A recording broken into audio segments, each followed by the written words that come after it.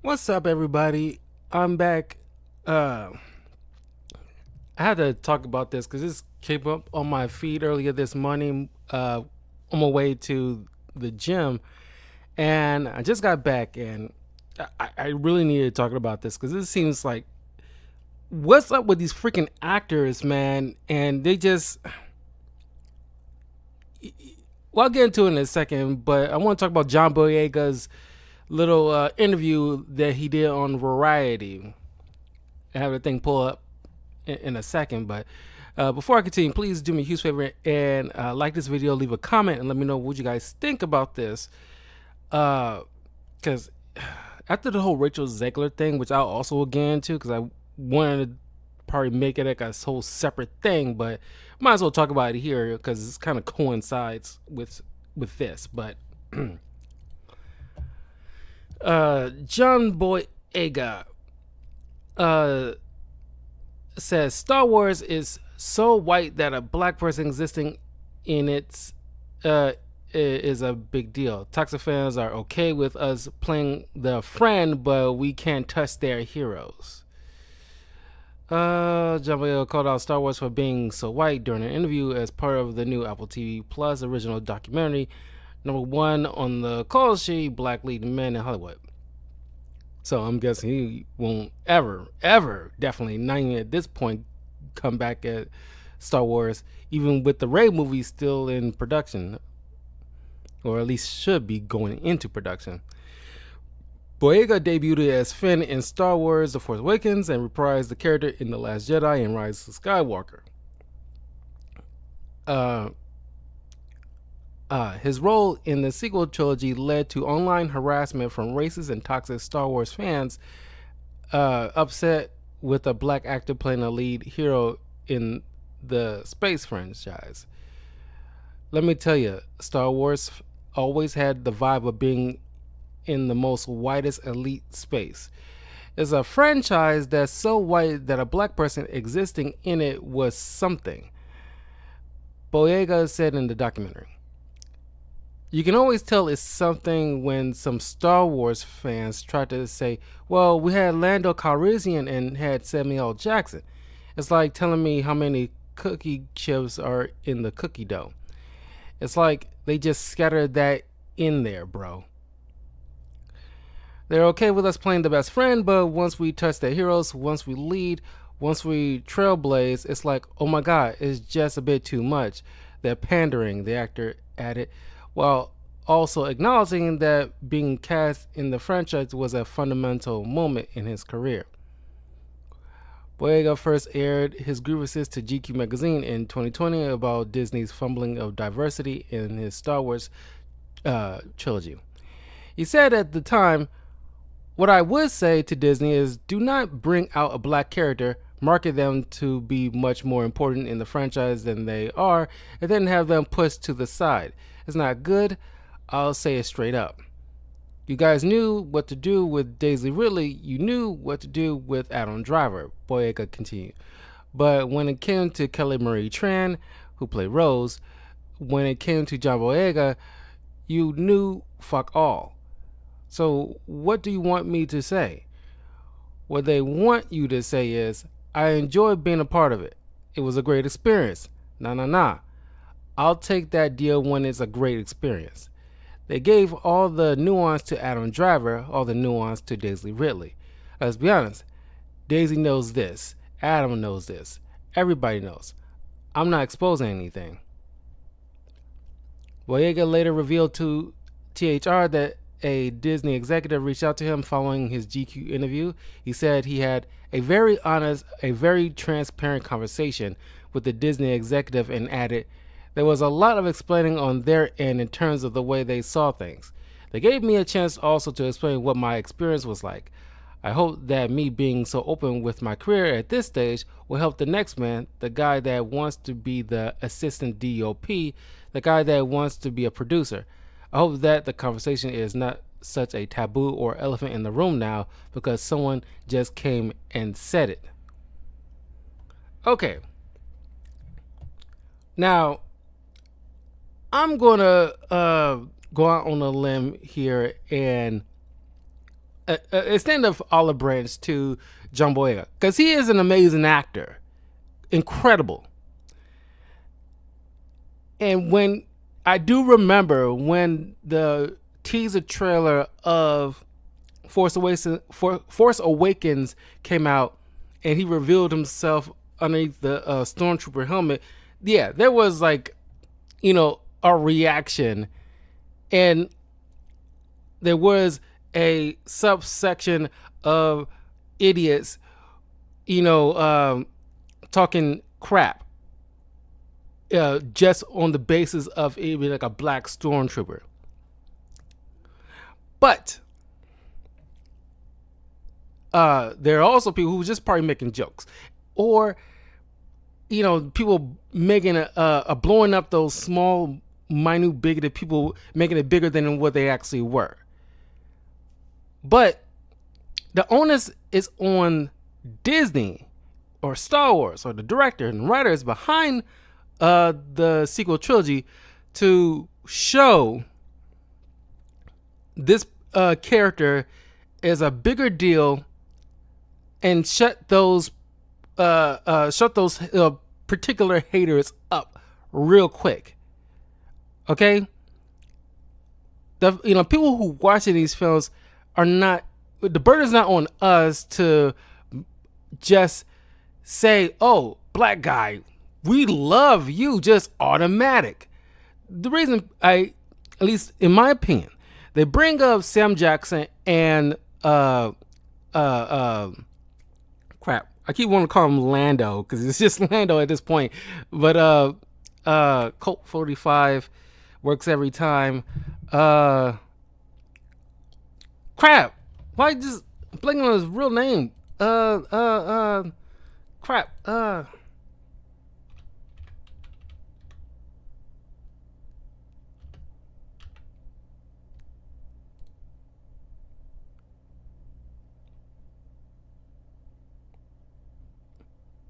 Billy D. Williams. Jeez, Billy D. Williams.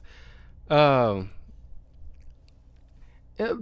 only reason I think they bring up those guys because they made an impressive impact in Star Wars. They weren't just thrown in there just for the hell of it. When George Lucas picks these two particular guys, he had a vision in mind and an arc for those guys. Ever since like Lando was introduced in Empire, going into Return of the Jedi, he played a pivotal part in the taking down of the Empire. He wasn't the central character, but he was a key figure in that puzzle piece. Same thing with Sam Jackson's holy crap, Mace Windu. I know it's up with an M. I'm blanking. Mace Windu. You hear stories from Sam Jackson and his time and how he was brought on to Star Wars. He had like a very positive interaction with George Lucas and actually had like a one-on-one conversation about this character, the character's motivation, what Sam wanted to do with this character, and George Lucas was very inviting and willing to listen and accommodate Sam Jackson to make Mace Windu a very key figure in Star Wars as a whole, to the point where now Mace Windu is one of the most favorite characters in the Star Wars franchise, almost right up there, at least in the top 10 of favorite Star Wars characters of all time. That's how big he's grown since that, his short time in the prequel trilogy before the TV series came about to really flush him out. Disney, Lucasfilm, had a responsibility, and the burden was on them to make Finn just as much of a big deal as those two characters. But I think it was disingenuous of John Boyega to come after Star Wars fans, whether they're toxic or just casual or those bigoted ones in the mix, you know, everyone in between, it'd be disingenuous to say that, it was their fault. Whether they were being bigoted or not, the burden wasn't on them. They can talk as much crap as they want. But if that character, the quickest way to shut them up is Disney and Lucasfilm and the writers behind that to make sure Finn is just as awesome, if not more, than somebody like Mace Windu or Lando Calrissian. Because they're the ones in the writer's room. And John Boyega, just like with Sam Jackson, well, he didn't have the star power of Sam Jackson, but I'm pretty sure they will, since he was, in the main core team with Rey and Poe, especially after because The Force Awakens was a great movie. They kind of dropped the ball after that point, but The Force Awakens blew up. It was amazing. By and large, people really enjoyed The Force Awakens. The problem was, Lucasfilm didn't have a proper blueprint and plan it out properly. If they did, because I made a video of how I would have fixed the sequel trilogy, because I would have like a solid blueprint to give each of these characters a particular arc. You can check that out on my YouTube channel, how I would fix the sequel trilogy. So John Boyega could have had, he had the script in his hand. He worked very closely with the producers and writers and directors, and he looked at the stuff in hand. And if something didn't sit right, because as an actor, I work pretty closely with with a couple of the producers on a film before, and the director. I had plenty of room, and it was very accommodating. And I put in my 2 cents about my particular role in a film. The film Bria, like, you definitely check it out. It should be on Tubi, and probably in the next month or two, by the way. But even with the part I had, it wasn't like the main focus. But the part I did have, I put in my 2 cents on what I want my character to do, see how it fit in particular scenes that I'm in. They gave me like that room, and they was very accommodating, and I can easily talk with them.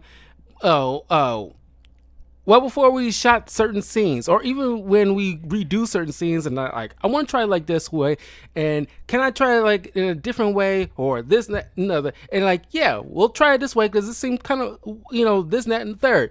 Now, whether or not they'll keep it is completely up to them. But I had that room. I believe, I like to believe that John Boyega would have that, and this is like a small thing, mind you, that I'm in. He's in like a bigger platform. I'll be hard pressed to believe that John Boyega did not have that room to voice his, opinions about his character and what he want to do. I understand he has a job and they had a particular vision or lack thereof. He could have still said something if he didn't feel like his character wasn't going anywhere. But if they couldn't accommodate or make certain changes, it seems dishonest to completely put the blame on the fans who criticize how Finn turned out. Because let's be real, he spent most of his time screaming Rey's name, and that's mostly what I remember him for. That's how he even sticks to mind. Isn't because he's the one so black guy there. No, he spent most of his scenes since Last Jedi screaming Rey, Rey. Every time I think of Finn, I think of that. Like, oh yeah, Finn, the guy who keeps screaming the main lead's name constantly. And a lot of people half expecting him to have some kind of force abilities that he's just tapping into or something like that, because he keep hinting that he wants to speak with Rey about something. A lot of fans make all these types of speculations. Oh, what if Finn was actually a Jedi? Could that have been something he wanted to talk to Rey about because she was being taught the ways of the Jedi and stuff like that? You know, that would have been a thing. And people who would have hated that character, if they would have truly hated that character, they wouldn't waste that time doing all these fan speculations about his character, because they left it so on the floor. So him, I mean, this is his experience. This is how he feels. He can feel how he want to feel, you know. And I'm not taking that away from him, but I like him to think I would like for him to at least understand the nuances that, you know, because Disney, and speaking of bringing up like Rachel Zegler, a lot of these young actors keep putting their foot in their mouths, talking mad crap, and you know, there's certain PR people or people behind the scenes of these studios like, oh, get into these young actors' heads, possibly, or these young activists, you know, getting their head gassed up, thinking they're like levitating above the rest of us or something like that, thinking that, oh, they didn't like your character because they're a misogynist or racist or something, and they use it as like a shield to cover up bad writing. And I think that is like the main component here, because yes, there'll always be racist. There'll always be misogynists. There'll always be misandrists out there in the world. But they make up such a small portion that even if, whether or not the character is good or bad or something in between, they won't stop being racist or misogynist or misandrist. They won't stop. Because if that is truly who they are as a person, you being like a great character in this particular role won't change that.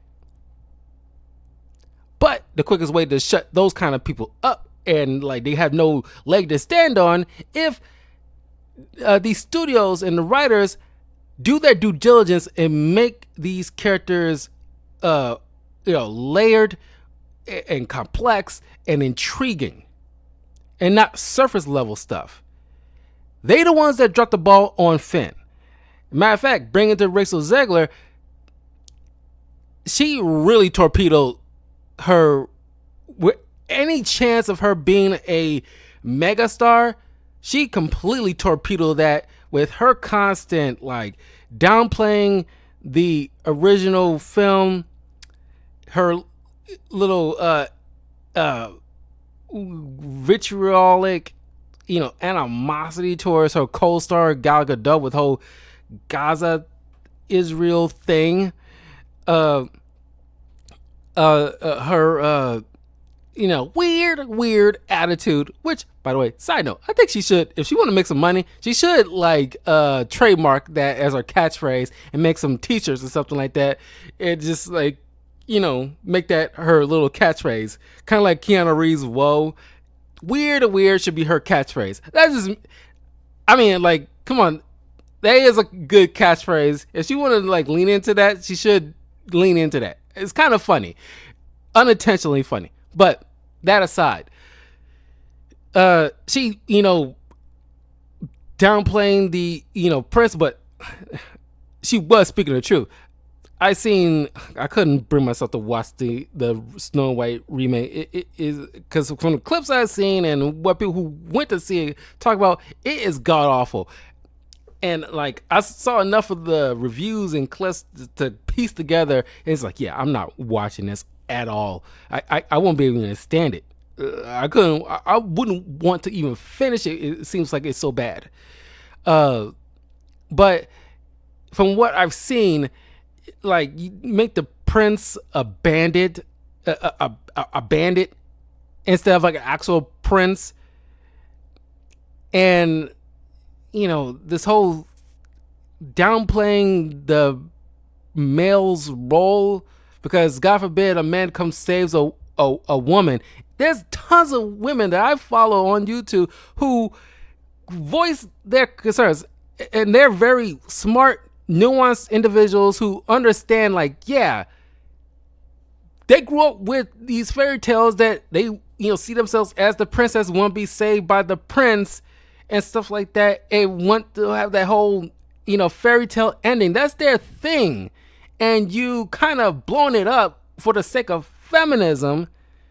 And of course, you hiring these activists either on screen or behind the scenes, because apparently you got, the whole Snow White remake of Kingdom in this very communist type of, everything's doled out equally and stuff like that. And golly, they got, like, this is Snow White originally was, set in like a very medieval dramatic, because it's Germany, a very dramatic ancient times where primarily they will be all white.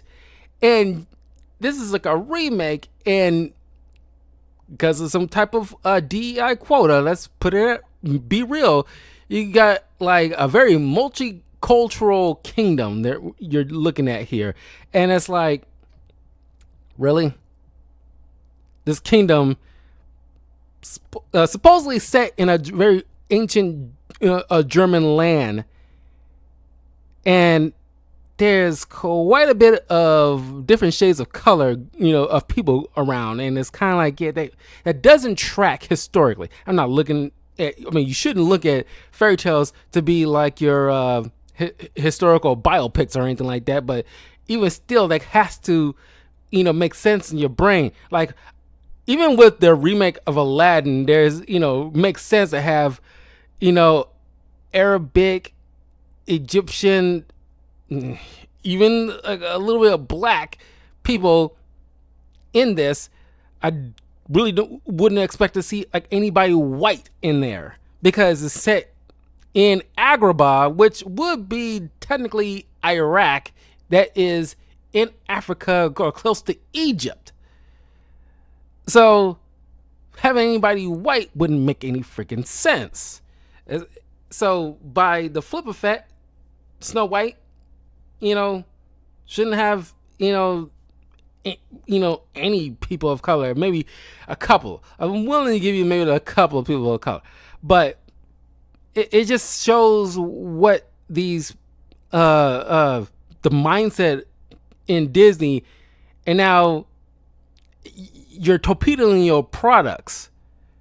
All your projects are just pushing some type of agenda, some kind of way, and leaving no room for actual stories. I think a lot of people are more interested in the Lilo and Stitch remake that's coming up, and I did like a reaction to that trailer, and as I said it there, it's like, this one looks actually pretty solid. I mean, this is like an actual perfect example of how to do a proper remake if you want to do a live action remake of something that was in animation in history, because it is faithful to the source material. They don't downplay the source material or what came before. Everybody looks like they, belong there, and not just race swap or gender swap for the hell of it. There's, added nuances that wasn't there originally that actually fit, like that scene where Stitch takes a CD, chucks it out of the car, and causes like a car crash. That is very Stitch. This never was not in the original animated film, but they added something that fits into the narrative of Stitch. Like, yeah, he's a chaotic kind of alien creature that is just like kind of wild like that, but it's fun. And you got like the character who playing like the live action Lilo, very Lilo-esque behavior from her. And it's like, yeah, and you got none of those actors. I bet you none of those actors will be on this red carpet talking about, we're trying to modernize this. I hate that when they trying to modernize. Stop using that word, okay? It's so freaking annoying. But you won't see them on those red carpets telling like, the character who plays Nani.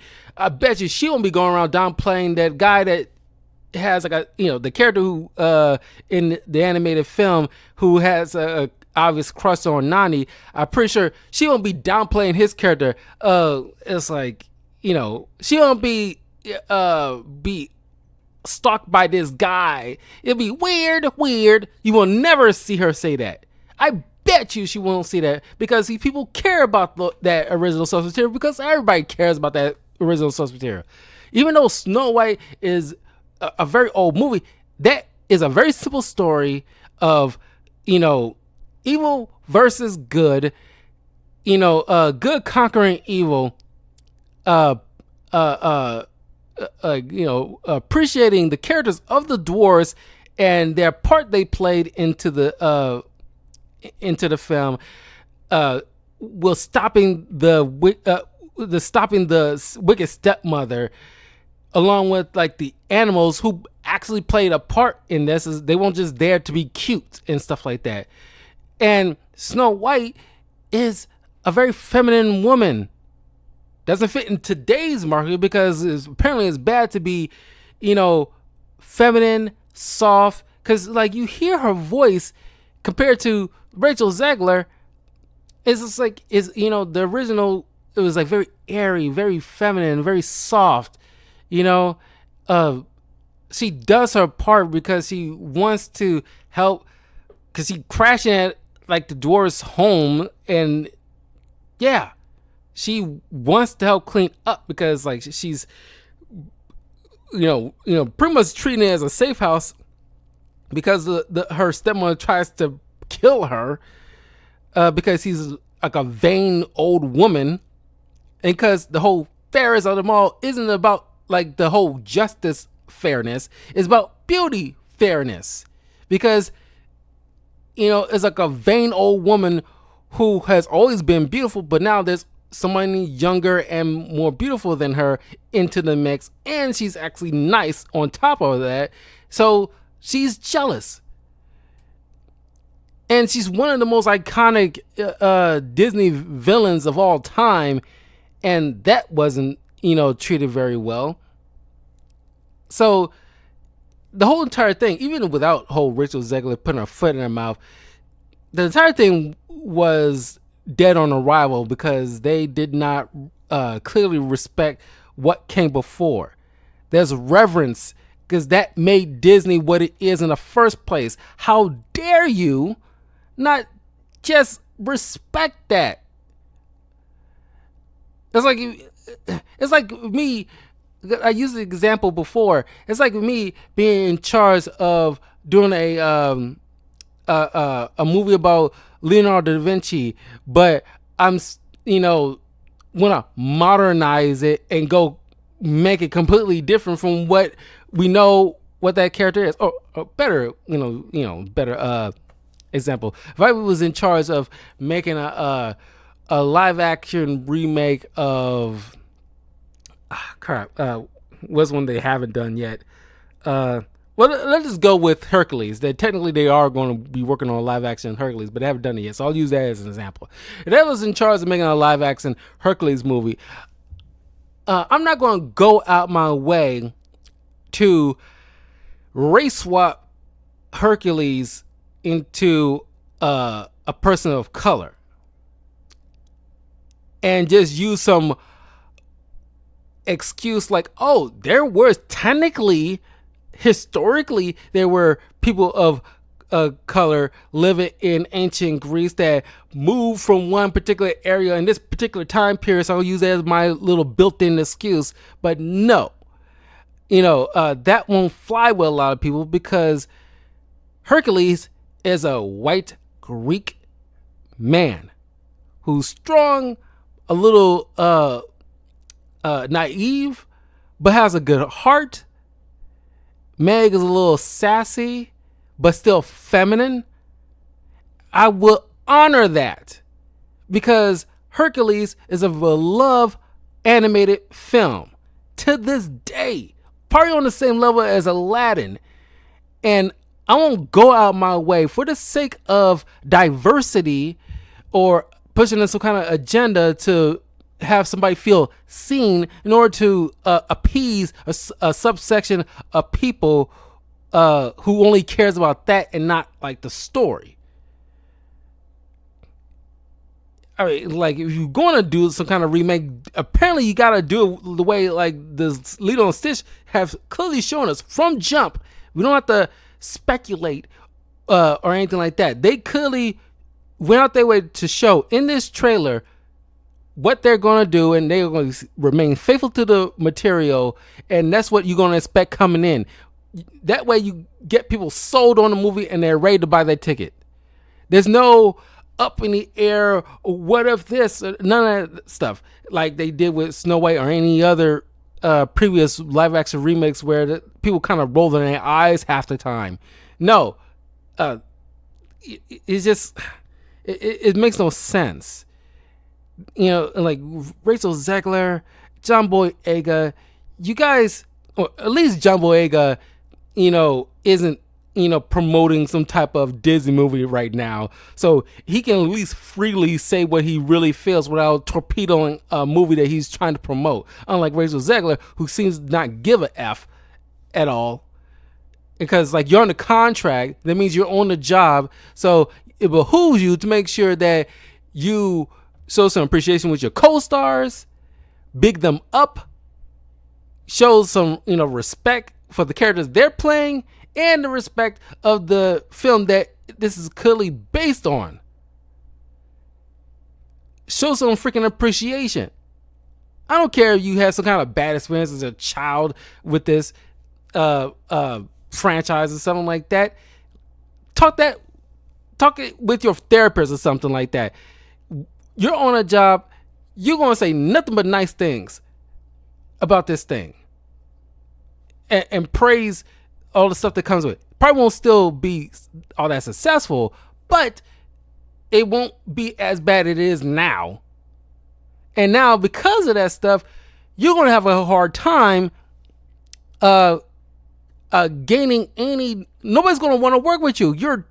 You're like, you know, are now labeled as hard to work with. And I bet you there's going to be a few people out there in Hollywood is going to be saying like, oh my God, you know, this misogynist and stuff like that is, they only don't want to work with them because they're like hate women. Like, no. I know there's women out there who had, you know, who want to assert themselves or stand up for themselves in certain workplaces, and they're, you know, worried about being labeled as like a bitch or whatever like that. No, this is a perfect example of you are being a bit of a bitch. I'm sorry. Okay. The way you're acting, Rachel Zegler, is not conducive for you as a lead actress or actress in general. You and Amanda Stenberg, that's another one. I don't even know which one's worse between Amanda Stenberg and Rachel Zegler. At least Rachel Zegler, give her this, she ain't making no freaking cringy twerk diss track video. And it's like how arrogant are you to think like, oh, you put out whatever slop you want and say what you want and nobody can chastise you for it.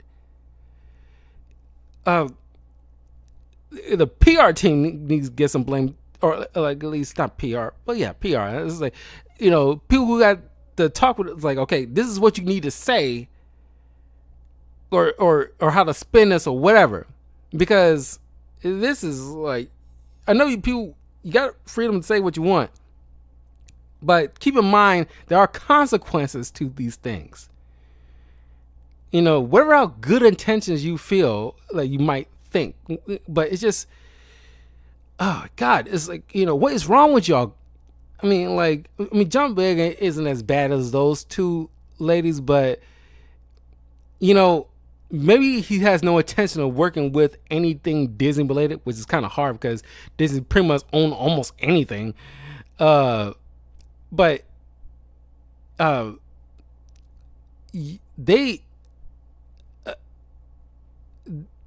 they need to learn from these veteran actors.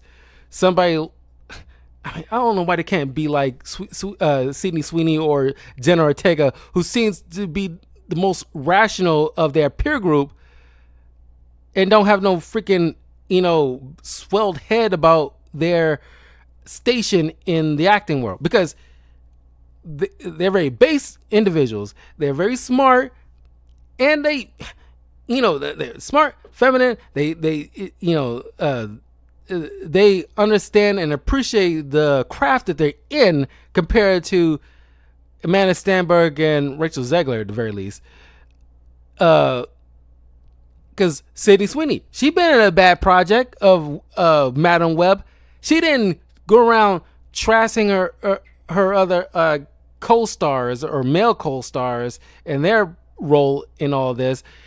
She didn't, trash all the Spider-Man fans out there in the world saying like, oh, people didn't go see Madam Web because they hate women. No, she understands she been into a bad project and she owns it. And just like how she owns, like, yeah, she got big boobs. Like, yeah, like, I got it. Like, so what? It's like, it is what it is. She embraces all that stuff. And now, because of that, she is very likable. She's a person. And now, because of that stuff, she gets more roles. While Rachel Zegler is getting less roles. She's going to be for a long while. She's going to be doing nothing but Broadway stuff for a minute. Because no studio want to take the risk of hiring her if she's going to be bad-mouthing stuff. And going back to John Boyega, like, you don't have that same problem so you can freely say what you feel. But the blame isn't on the fans in totality. You got to make sure whatever project you're getting on board with, whether if it's Disney or whether it's Warner Brothers or whatever studio, make sure that people in the writer's room or the producers or the directors you're working with, making sure your character, especially if it's going to be like some kind of series or sequels, making sure your character is very fleshed out and has layers to them and not a one-note character, so that we have a reason to like the character and not just because, oh, he's a black guy. That's not good enough. And it's not our fault that we kind of teasing Disney, not teasing you, but teasing Disney about that, because like, wow, Finn is this, that, and the third, Black Stormtrooper, mostly they're just teasing. You might view it as being a little racist. Hey, feel how you feel. But most of the blame is on Disney. They didn't do you justice. They're the ones that you should be having a good talking to, which apparently you talk with some of the producers and hope you address that with them at Disney. And I think I would respect it more from John Boyega if he just says like, fans are going to be fans. They feel how they want to feel. There's some good, honest, good faith Star Wars fans, and there are a subsect of people who can be a little toxic. But I'm not blaming them. The writers didn't really do my character justice. That's what you probably should have just said. A little bit more respectable. Personally, my own personal opinion. Like I said, you can feel how you want to feel, but you lay the blame at the wrong people. Okay, whether people are being like racist or not, and you just have basic criticisms of the character, it's not the onus on us. We just take in the art that you put out, and we criticize as we choose to. But before we even get the chance to lay eyes on the art, you and the people behind the scenes, your job on your end is making sure everything is tight and your ducks are in a row before you send it out. That is something that you guys have to make sure you do right. Okay? Can't, half-ass it, put it out, and then when we, make a comment, whether it's, nuanced or slightly bigoted or whatever the case may be, is going to be what it is. People are going to say what they're going to say. Wherever how they feel, whatever opinions they might have going across their mind, they're going to say it given what we are delivered.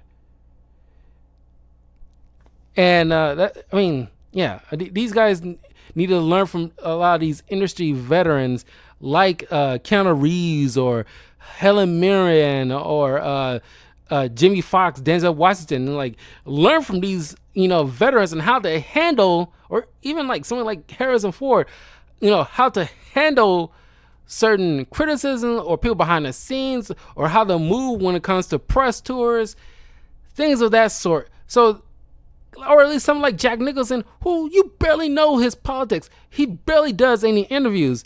Even way before he retired, he barely does any of that stuff because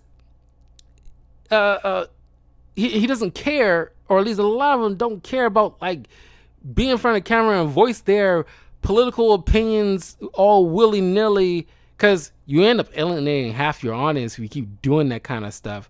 Like I said, it's like at least John Boyega isn't promoting anything, so you can voice wherever you want to voice. But Rachel Zegler end up, doing this whole tirade about after the election, may you, if you vote for Trump, may you not know peace and blah blah blah. And it's like, why would you say that?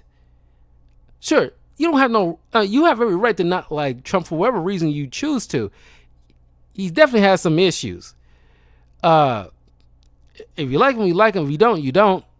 But that's why, like, you follow the kind of mantra like Michael Jordan. It's like, Republicans buy my shoes too.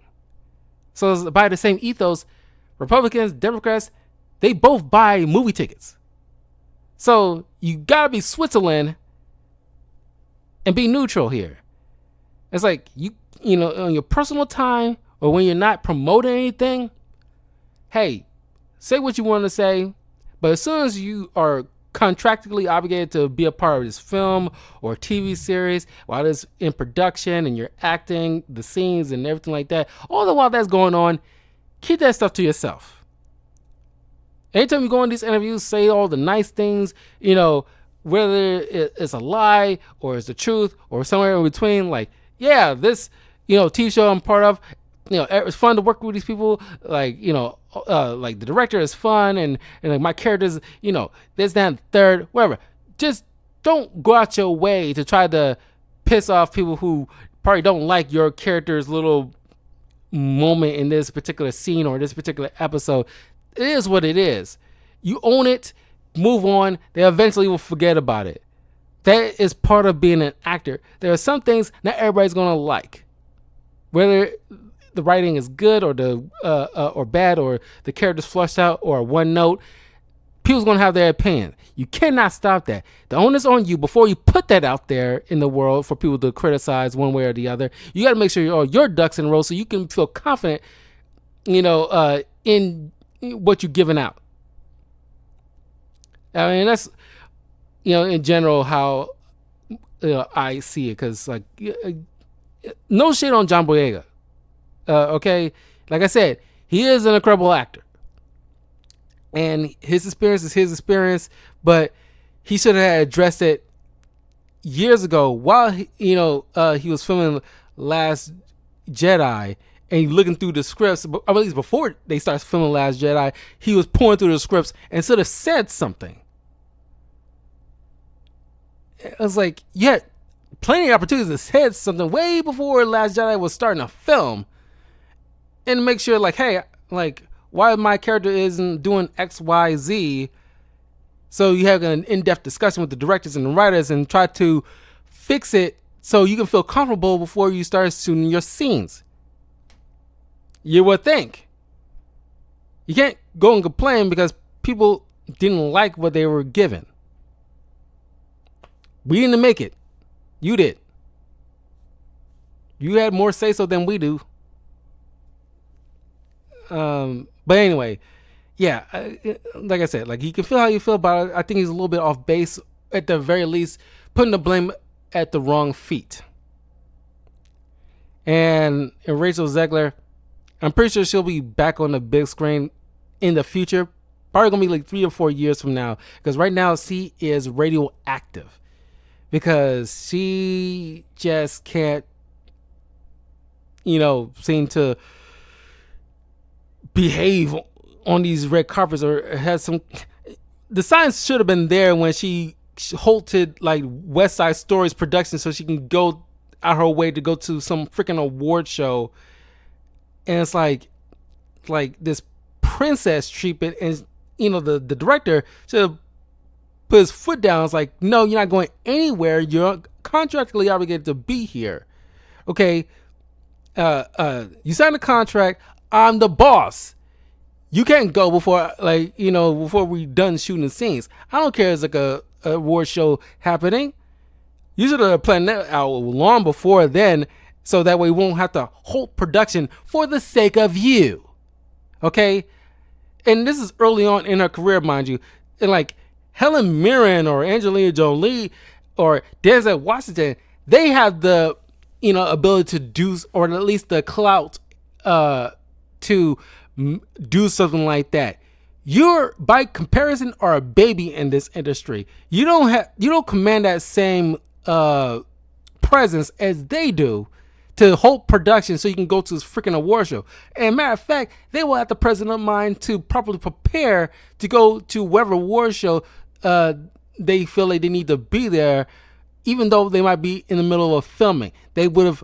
It's kind of like any job. If you know you have some kind of obligation on a particular day coming up while you're probably supposed to be working, you notify your bosses ahead of time so you can properly prepare. You let them know in the middle of that, or little 2-3 days beforehand, just out of the freaking blue, and thinking it'll just ride because you're like the main star. That's not happening. We should have peeped that a long time ago and checked her from the jump. Now she, because she's in like Shazam and and then like Snow White and all these other little projects, she got like a swelled head about everything. It's like, sorry lady, you played yourself. Now it's gonna be a long while before anybody feel comfortable even entertaining the idea of bringing you on like a big screen project. And hopefully by that time she's a little bit older, a little bit wiser, and learn to mind her P's and Q's.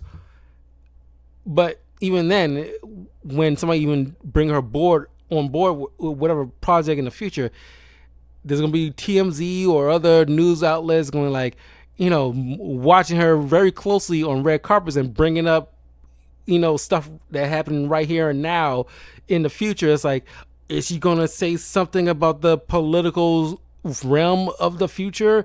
It's like whoever's running for president at that time, what's she gonna say? Is she gonna bash the fans? Or no, I'm pretty sure she'll be a little bit more wise and just like keep her mouth shut about certain things outside of the film.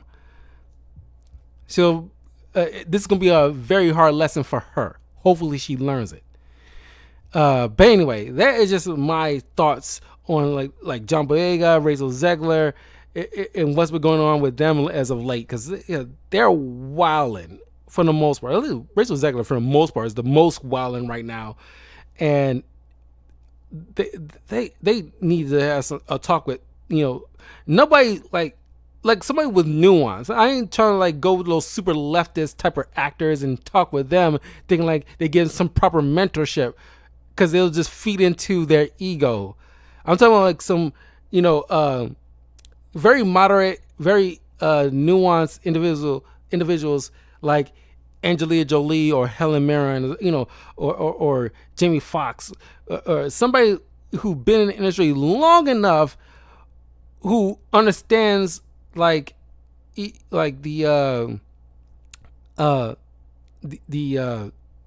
procedures and how to move about in this industry, and how to address certain things without pissing off everybody.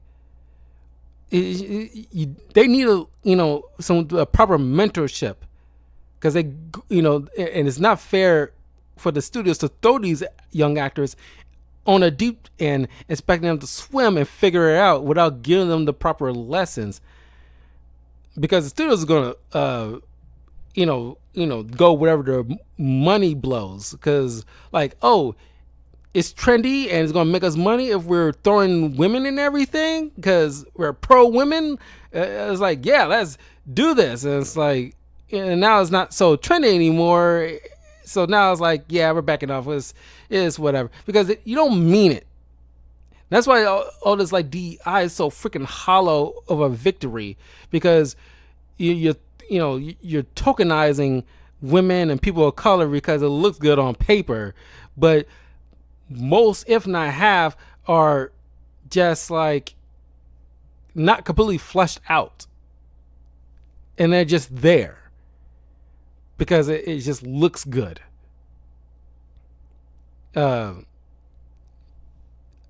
now they're gonna take it like the pendulum will be swinging too far in the other direction, because a certain people, bad faith individuals pushing certain agendas and went too freaking far with it. Now people have knee-jerk reactions of these girl bosses in certain films, where it's probably not a girl boss thing, but people's knee-jerk reaction is going to be like wincing because we got so inundated with that stuff. They did that with Snow White. They did it with a lot of films, and so rarely we get like normal female leads like Furiosa, where there's no girl bossifying at all in that film, but people's knee-jerk reaction was, ugh, it looks like it's gonna be a girl boss thing again.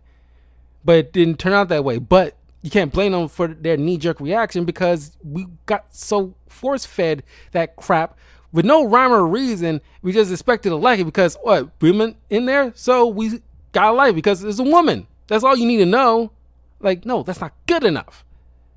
There's plenty of awesome female characters in the film history, but we don't just shove it in there. Like Sarah Connor, we didn't like her. Oh, woman.